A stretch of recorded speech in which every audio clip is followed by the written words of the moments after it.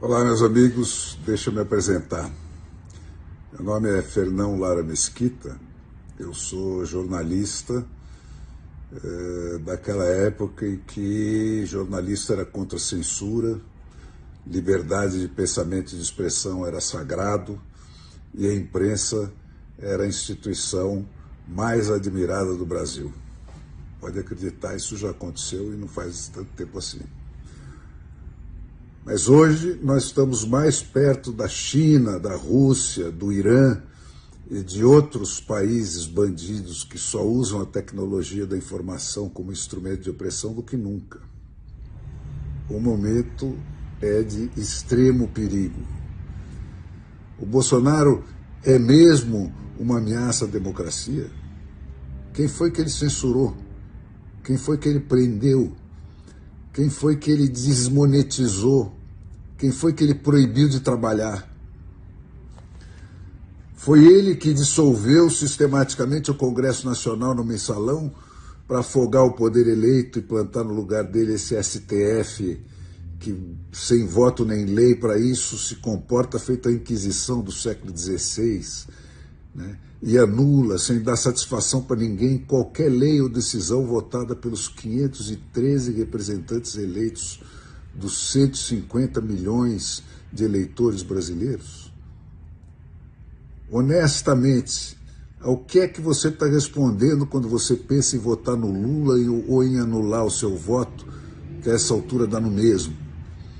Quando você vota no Lula, quando você anula o seu voto, você está entregando de volta ao PT o Tesouro Nacional, que financiou todas as ditaduras latino-americanas que foram arrancadas do túmulo pelas bruxarias do João Santana, aquele que elegeu o Lula, e depois o Maduro, e depois o Daniel Ortega, e depois a Cristina Kirchner, e toda a corja que hoje nos cerca com dinheiro roubado do Brasil.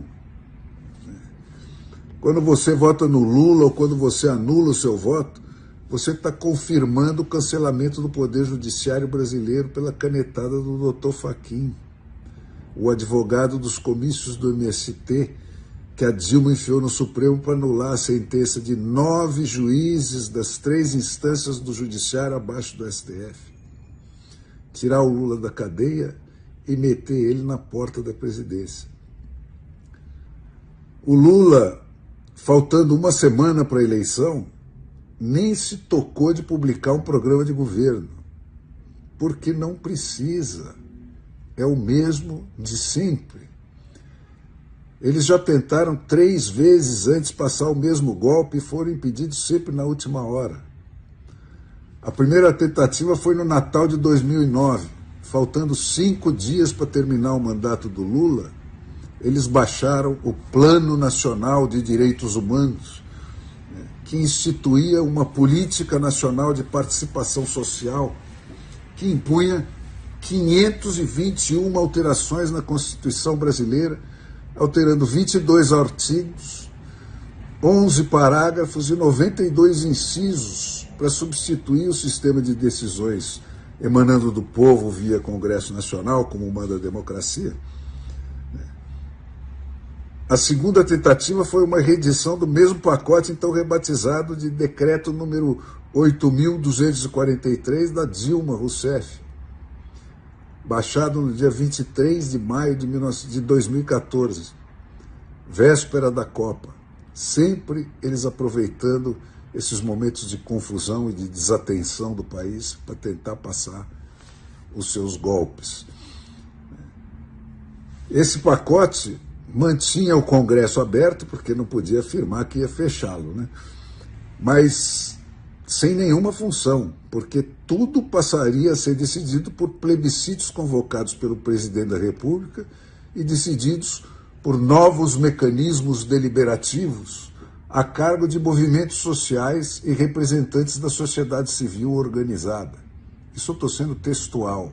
Eu vou deixar para vocês depois o link onde vocês podem ler palavra por palavra o que eles escreveram e tentaram passar 3 vezes antes de agora. Por esse instrumento, né, todos os poderes da União e do Ministério Público, assim como os do Judiciário, estariam submetidos a esse tipo de controle social, né, sempre entre aspas.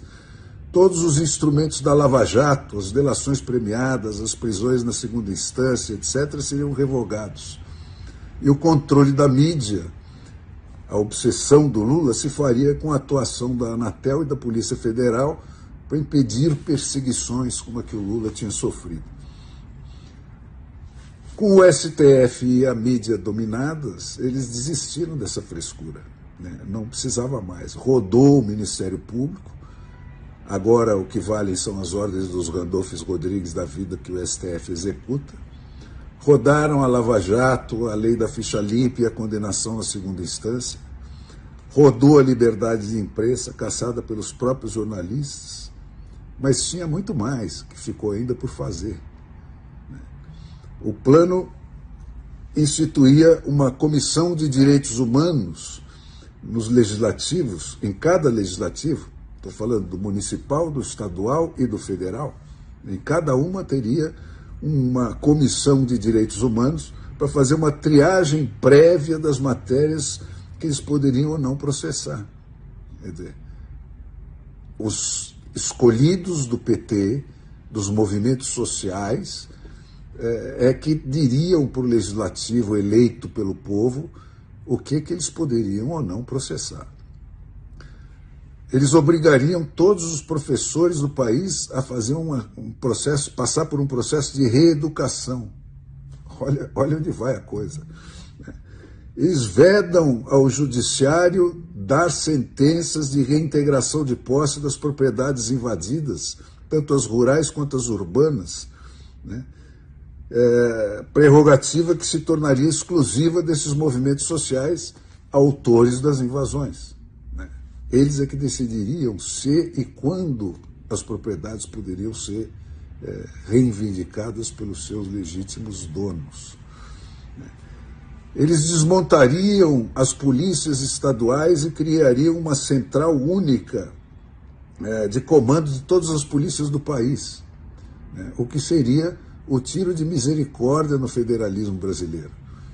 Então, gente, a coisa já foi longe demais.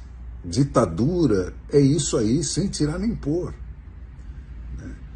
Se o Brasil mandar o lulismo para onde ele merece, eu não sei quantas décadas perdidas nós vamos levar para nos curarmos de tudo isso, de toda essa doençarada que o PT instilou nas veias do país enquanto ele esteve no poder.